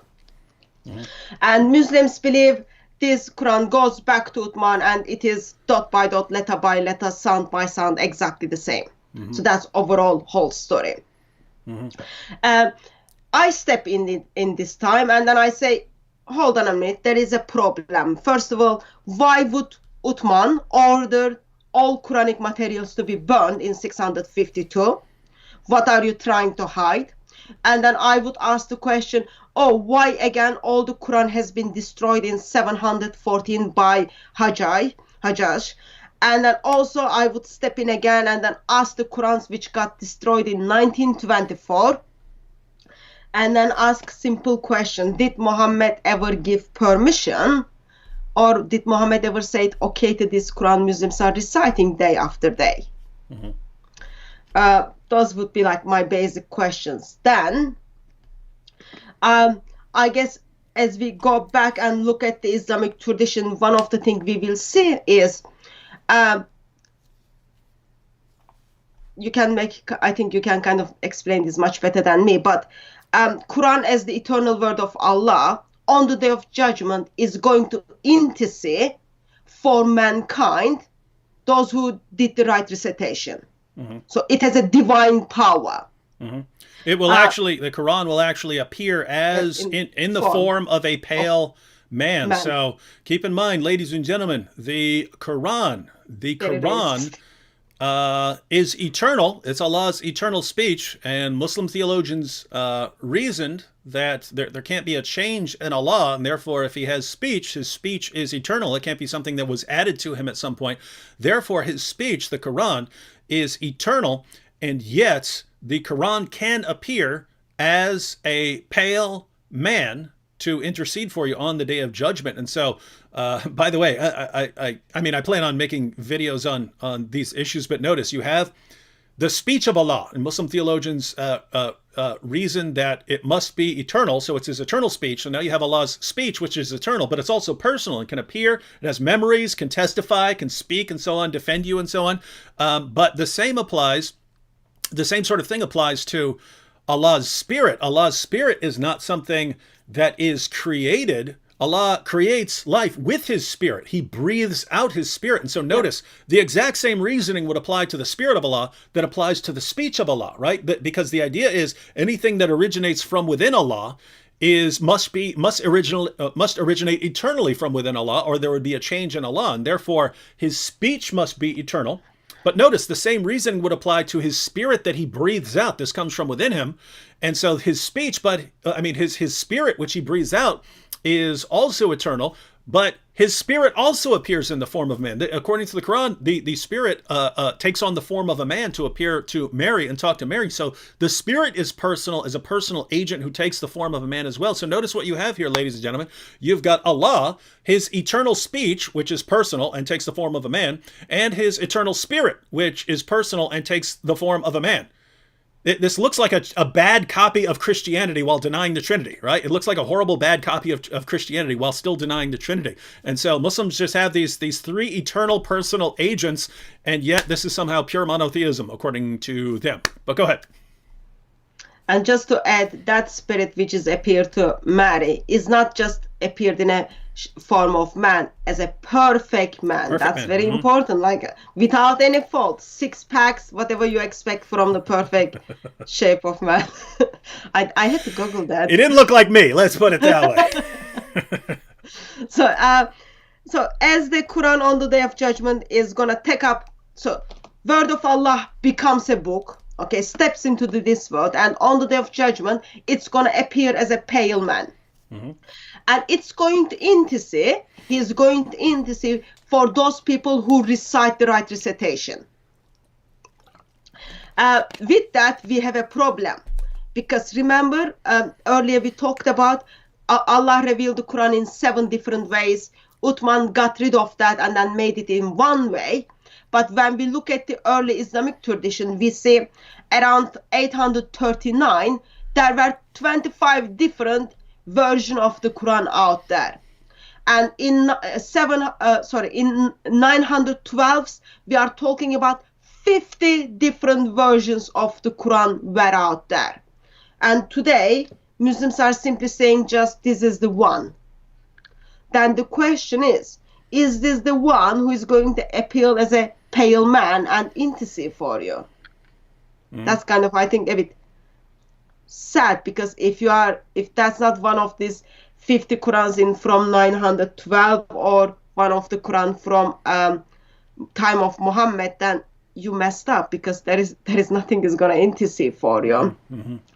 And something happens where, like, lots of different Qurans appears in the history of Islam. As the time comes on, around 920s, they decided, okay, now it's all messing up when it comes to the education. They are going to officialize one Quran. So they pick up the Hafs Quran, which is dated approximate 190 years after Muhammad. They pick up the Hafs Quran, and then they choose one of, so there are 5 Hafs Quran. They pick one of the Hafs Quran, and then they start using that. So that's the Quran Muslims are reciting. What happened was, recently, I was challenged by a Muslim missionary a couple of years ago, where Muslim missionary said, wherever you go in the world, everyone recites the same Quran and reads the same Quran. That is the miracle happens. I believe God always provides for me. So suddenly I end up having different Arabic Qurans. Miracle happens. Today we've got 37 different Arabic Qurans. And sometimes I do get wonder which Arabic Quran is going to intercede for those Muslims on the Day of Judgment, because it might be one of those people, one of those Qurans. And they've got over 90,000 textual variations within them. It is kind of sad reality when it comes to Islam. It's not only like approximately 500 verses are missing. Alongside of that, there are lots of different Arabic Qurans out there where people are reading and reciting in their mosques. And so we have, matter of fact, so you've got those behind us, but I also have a picture of the different Qurans. Let me toss this up real quick. Let's see. And here we go. So different Arabic Quran. So just to be clear, for the Muslims here who are saying, no, they're different covers. No, they're just, they're different on the outside. They're different outside. You printed them yourself. So these are 37 different Qurans with actual differences in the Arabic text. And I know this because no matter how many times you tell people these are different Arabic Qurans, they say, nope, you're just talking about different translations. These are not translations. These are Arabic Qurans, and they contain differences in the Arabic, and not just different covers, not just insignificant differences, actual differences in the Arabic text, meaning that they are not identical, meaning that when we read quotations from Muslim apologists saying perfect preservation right down to the letter, no difference anywhere ever, that is a false claim, and whoever is saying these things is misleading and deceiving Muslims because the evidence shows something completely different. First last said Allah said 7. Hatun found 37. That just kind of simply debunks the argument there is only one perfect Quran. But I think my concern is mainly because it is not shared information, therefore it keeps 1.8 billion people in Islam. And you do show those different Arabic Qurans to Arabic-speaking Muslims. Like I took some of them couple of months ago. I was in somewhere. I took some of Arabic Qurans. They were surprised, like they never seen different Arabic Qurans. They were surprised. They just they didn't like me at all. But they did look at it and then they said, yes, this is different. But when it comes to Western world, when it comes to the Muslim missionaries, they are just like, oh, it's all the same, it's all the same. But these different Qurans, only one of them is going to intercede for you. That is the problem. Unless these are all wrong and something like Ibn Masud's Quran was correct, or Ubay ibn Ka'b's, in which case all these are wrong. Yeah. And so you don't even know, Muslims. You don't even know. You might all be condemned. I mean, gosh, Ibn Masud told you. He told you. Protect your Qurans, hide them so that you can actually have a real Quran on the Day of Judgment and not the corruption of that deceiver, Zayd ibn Thabit. And what do Muslims do? No, we want Zayd ibn Thabit. What an amazing religion. Ibn Abbas is going to be next to you, and then he's going to say on the Day of Judgment, when he sees the shin of Allah, he's going to say, I told you. Yep. I told you, but you are missing the point. Too late. All right, we have a comment here from Noreen. Noreen said, let me refute David. All right, Noreen, we're going to give you that opportunity right now. So, I mean, we've said a lot, so let's use a particular example. Let's take a particular example, and I'm going to give you the opportunity to refute us. I'm going to give you the opportunity to refute us right now. So let's go back. Let's go back to, and what do we have now? It's 9:40, so we'll go about another 15 minutes or so, and then we'll close out. So we'll go back to the hadith from Sahih Muslim number 2286, where Abu Musa warns the Quran reciters, the next generation of Quran reciters, not to harden their hearts, as were hardened the hearts of the first generation of Quran reciters, who were too lazy and stopped reciting the Quran because it was too boring. And then they forgot multiple chapters of the Quran. And in case you're thinking, no, he just forgot it. He doesn't say that. He says, I'll quote you a verse out of this Quran. It's a verse that's no longer in the Quran because the chapter is no longer in the Quran. He says, why? Because they forgot it. So go ahead, Noreen, give me your refutation. Give me your refutation. I will put it on the screen. And everyone, if I miss Noreen's refutation, please inform me, because I'm scrolling through here and the comments come pretty fast. But Noreen, you asked for an opportunity to refute us. I'm giving you the opportunity to refute us. Please explain what Abu Musa in Sahih Muslim is talking about here, and how when we look at this, we should conclude perfect preservation right down to the letter, and not entire chapters of the Quran have been lost. And we have more comments from Noreen. Noreen said, David, can I refute it, please? Absolutely. I'm giving you the opportunity. Refute it. By all means, refute it. Then Noreen says, David, yes, we know you can type David. We know you can type Noreen. I'm giving you the opportunity right now. I'm not going to sit here forever. Tell us what Abu Musa means in Sahih Muslim when he tells the reciters of Basra not to let their hearts be hardened as the first generation was, not to forget entire chapters of the Quran as the first generation did. Tell us what this means, and why we should not conclude that the Quran has been changed, and how we should conclude that the Quran has been perfectly preserved, even though entire chapters, according to your own sources, came up missing. We've got on the screen here. Tell us what it's missing. I'm only going to give you about another 60 seconds to start posting, but I don't see any responses here. Guys, did I miss them? Noreen said it's slow. I don't know what you mean it's slow, Noreen.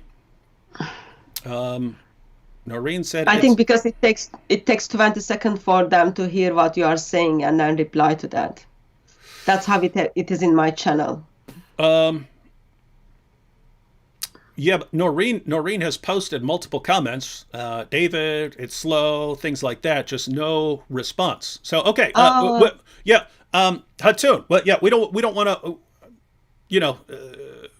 we don't want to rush Noreen. So Noreen, you can think about this passage for another couple minutes, and Hatun can add anything she wants on the topic of Quran preservation. But I'll wait for you. Take your time. Think about your response, and then when you're ready, you can explain this passage to us, and then we'll come back to it, and you can explain perfect preservation of the Quran right down to the letter when your own sources say entire chapters came up missing. And again, that's only one. So I just like to hear an explanation for that, let alone all the others, talking about verses being eaten by a sheep and large passages, more than 100 verses coming up missing just from Surah 33, all that stuff. Just explain this one, and that'll be some sort of progress. All right, Hatun, what do you think? I think it will be shame. It is not something I would encourage Muslims to do, because if they are going to rebut you, if they are going to refute you, all they are going to do is they are going to put Sahih Bukhari, Sahih Muslim, all of their Muslim scholars, most reliable Muslims from the early Islam, under the bus. And I wouldn't want to do that. You don't want to put your prophet under the bus. You don't want to put Ibn Abbas under the bus, let alone Masud or Ubay bin Ka'b. And all it's been done tonight is sources were given to you. And there is nothing wrong with that. Like, as David said, you have been lied. It's not only you've been lied only once in your lifetime, but you've been lied by your family. You've been lied by your imam. You've been lied by other Muslims. And people still continue to lie. And there are consequences of this. Unless you are going to bring us something which Allah clearly states, when Muslim 2286 says, 300 verses got lost, Allah actually meant something else, which usually Allah does without any reference. Or if you want to pull more denial games, that's absolutely fine. But deep down in your heart, you will be accountable for the information which was passed to you from Sahih Muslim in this occasion. And so, I'm still, I don't know if Noreen has posted a response yet. I'm still scrolling through, but I did want to post this objection here from Nona Bubble. Nona Bubble said, yes, but it's not like the Christian Bibles where they don't know which version is correct. Quran only has variants of pronouncing with the same message. So the claim here is that the variants in those 37 different Qurans are only differences of pronunciation and nothing more. So is that correct, or are there actually different words and phrases and so on used? So David, how easy it is for you to understand my pronunciation of English? Yeah. As I'm speaking, fine. How easy do you find it is to understand that? No problem. No problem. If we write an article, we would be using the same spelling to write the articles. Okay? So this has nothing to do with the pronunciation. If it was just a pronunciation, as they write the words, they wouldn't write it indifferently, which mean is different, such as in Arabic, the word fight and the word kill are two different things. In Arabic, creatures and creation, they are two different things. In Arabic, slave and being in presence of someone is two different things. And their implications are different as well. And I can give you over 90,000 textual variations from them. They are written differently. Because they are written differently, they've got different meaning, and therefore they pronounced differently. We've got videos on this. You can check it out. We publicized, I think, 70-something textual variations. Beside that, there is a Surah 2, verse 137. Ibn Abbas writes a commentary on that and then says, actually, there is a word called bimite, which means as, same as. If you write it as like that, there is a theological implications. You are making someone equal with God, with Allah. Therefore, do not write it. And then we look at some of the earliest Quranic manuscripts, and then we see some of the manuscripts doesn't have that word. But as the time went on, people thought, who cares what Ibn Abbas says? We will put the word in it. And it does make theological differences. I can point you to videos which we made where you can see in a slideshow what are some of those textual variations. But they are not pronunciations. They are written Arabic words. Meaning is different because they are written differently. That's what it is. Yeah, and and keep in mind, everyone, that's just the current manuscript. So that's after the all the variants are burned and so on. Yep. That's after they get rid of Ibn Masud's version and Ubay ibn Ka'b's version. Because I mean, keep in mind when you're reading when you're reading about the things that were different between our Quran and Ubay ibn Ka'b's Quran. It's things like in Surah 33, verse 6 of the Quran, when it said that Muhammad's wives are their mothers. This is why they're given Muhammad's wives are given the title mothers of the faithful. The Quran now says, and his wives are their mothers. So the Muhammad's wives are the mothers of the faithful. Well, in Ubay ibn Ka'b's version of the Quran, he also had, and Muhammad is a father to them. Muhammad is a father to them was originally in the Quran. So notice this is not a dialect difference, right? That's an entire phrase. If you talk about the early guys, they had different chapters. Ibn Masud had fewer chapters. Ubay ibn Ka'b had 2 entire additional chapters in his Quran. We read about other chapters coming up missing and so on. So you go back to the early sources, you find all kinds of differences. The differences Hatun is talking about right now is, even in spite of all their efforts over the centuries to conceal evidence and to settle upon one Quran, they still can't do it. They still can't come up with one single Quran. There are differences. So we have the examples of Surah 33 verse 6. Same in Ibn Masud's Quran as well. Ibn Masud's Quran says, and his wives are their mothers, and he's their fathers. If you look at the earliest writing, like I've got list of just examples for the Surah 2 where early Muslims are disagreeing, and in Surah 2 you've got over 100 textual variations which early Muslims were disagreeing with one another. Mm-hmm. That's like problem. All we ever see is problems. Guys, has Noreen posted a response? I'm scrolling, but I was talking for a minute, so I don't know if I'm listening. I don't know if I'm missing something here. So could anyone tell me if Noreen posted a response? If not, I'm probably going to give up on Noreen. Well, I see Noreen down here said, here it is, but I don't see a response yet. Trying to be nice, guys. We only have a few minutes left, and we have to cut out. So tell us what Abu Musa means. Tell us what Abu Musa means when he says that there are entire chapters of the Quran were coming up missing. Yeah. Again, guys, let me know if I missed the response, because I see Noreen posted, here it is, but I don't see anything. But I'm not just going to keep waiting if there was no actual response.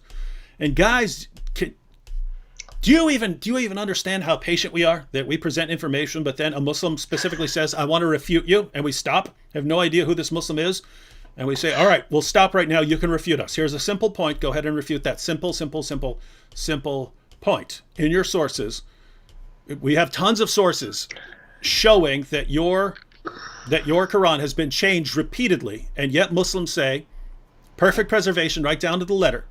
And so we ask, well, just explain one. Just explain one of those passages for us. We give you an easy one. We give you one from one of your most respected collections of hadiths. Ask you to refute that single one. And I am not seeing a refutation. We've given you like 10 minutes now. Oh, Slam RN said, yes, Noreen posted a response. Hang on. Let me try and do a search. Let me see if I can go back and find all Noreen's comments. Oh, gosh. Now I'm searching for Noreen, but there are tons of comments because people were talking about her.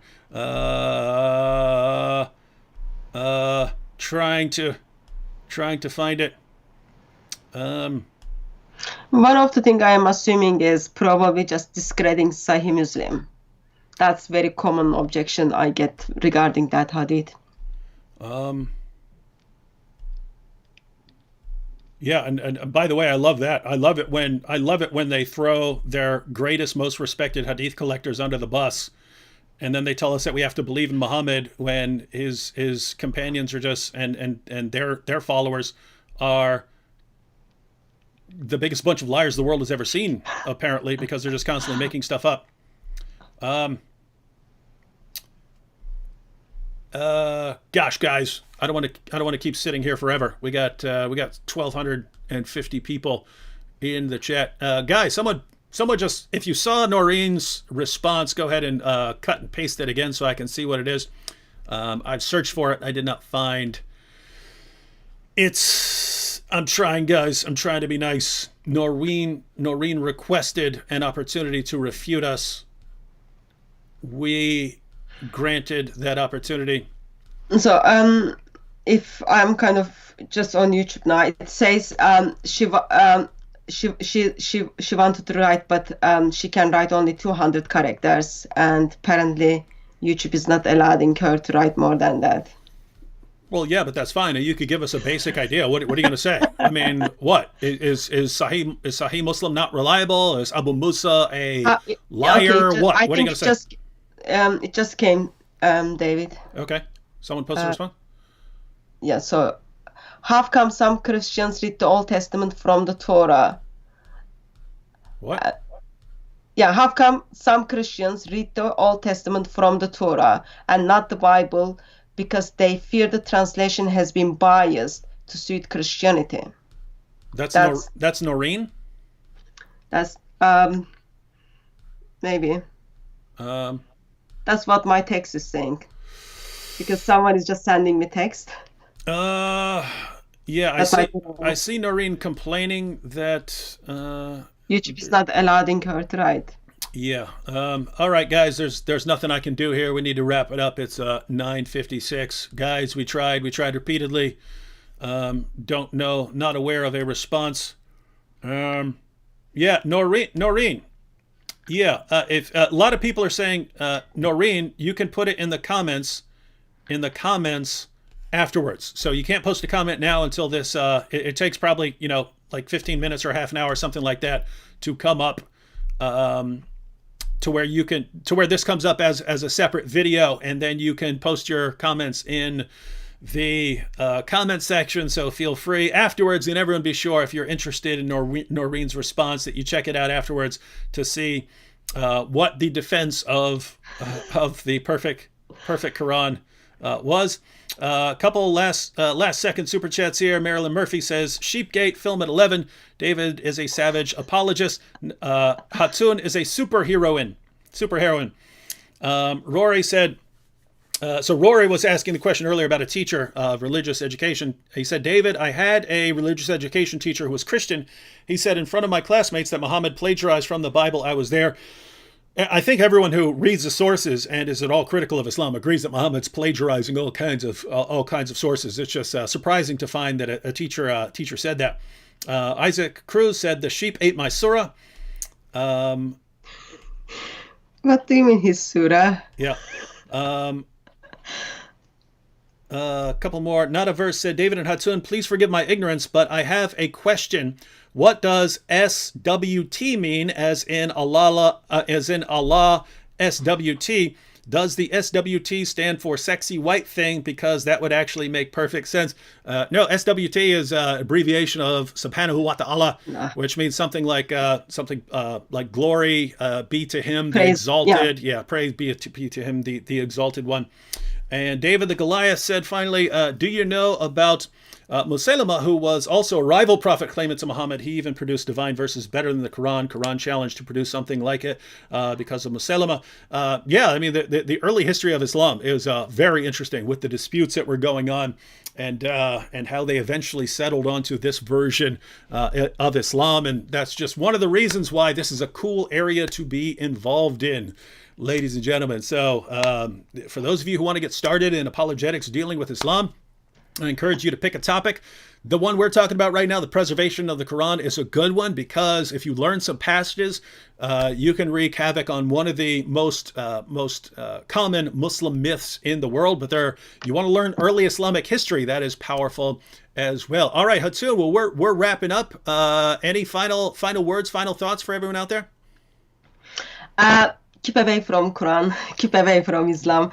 But tonight we try to look at the Islamic sources and try to see what early Muslims thought regarding if Quran perfectly preserved or not, because 21st century Muslims are not only making this claim, but they are teaching this claim to their children. And what we saw is actually early Muslims simply disagree when it comes to preservation of the Quran with 21st century Muslims. Memorize the hadiths and ask your Muslim friends why Quran has been changed, why do they follow something has not been well preserved. That means Allah failed to keep his promises, because Allah said he's going to preserve it and he failed to do so.